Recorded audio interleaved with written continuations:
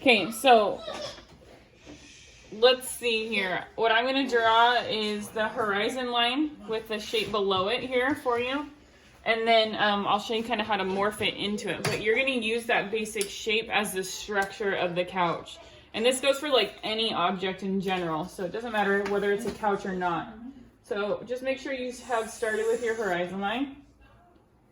And we've got our vanishing point.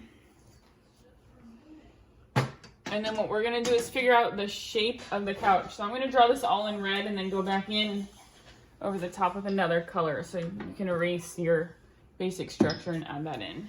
So you said it's below the vanishing point. So I'm going to draw my shape in here on whatever my couch kind of looks like, or whatever object it is. It can be anything other than a couch too.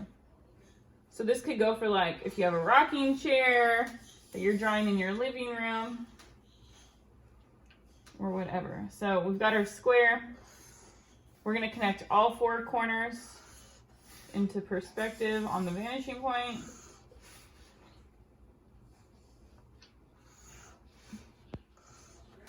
And then we need to draw the other part of the rectangle to make it look 3D. So this just depends on how long your object is. If you have a rocking chair, it's probably going to be shorter, and so you want to cut in closer if it's a little bit further because it's a couch, right? So we're going to just go like this. And this is all like decided by you and looking at your couch. So we've got like your basic shape together here, just like we did in the demo.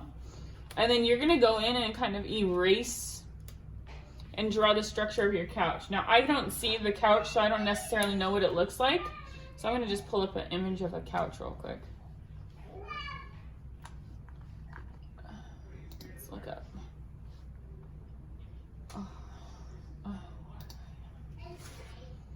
Blow up couch.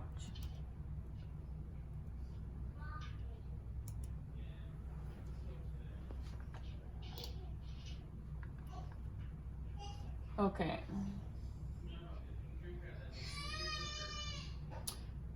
All right, so of course they're not like at the angle that I need them to be.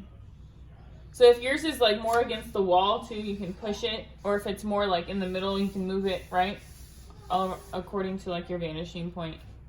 But I'm just gonna go for it here. So this would be the side of the couch, this first square, okay? So this would probably be like the arm of it. So you would just kind of draw that in there, whatever the shape may be. And then maybe you need the top, right? And so we're gonna, as we draw the top, we don't want to draw the top straight. We want to follow this angled line. You could even draw another guideline. So like if your top comes up a little bit higher, right? So I can line that up. And this is just for me for reference. So I put that in there. So now I know I can follow that line and stay on my vanishing point and have the top come down. This is going to be the other arm of the couch and this bottom part. And then this is going to come here. And then you probably have like your cushion.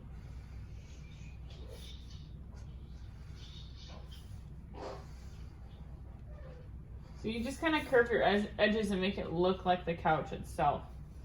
So, and then you can put in like your details of like the, if it's like super plasticky and blow uppy. Does that make sense? Does that help, Isabella? Bless you. Well, it's not so much like a couch, it's more like a chair. Okay, so it's the same thing. So make it not as wide, make it shorter. It's like an actual. Okay, so same thing. Here, let's do that. Ellie, you need to go. Oh, you're blowing your nose. Never mind. Good girl. So let me help you with that. So if it looks more like, I know exactly what you're talking about. So same setup, okay?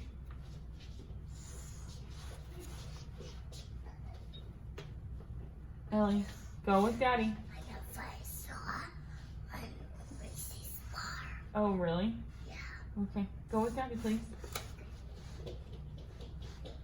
Didn't even understand what she said.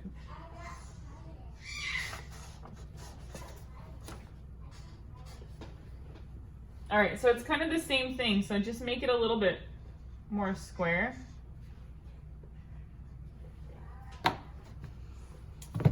And then it's one of those like ball looking ones. So it's the same thing. Like if you need another guideline, I would probably do another guideline from the vanishing point for how tall the top is.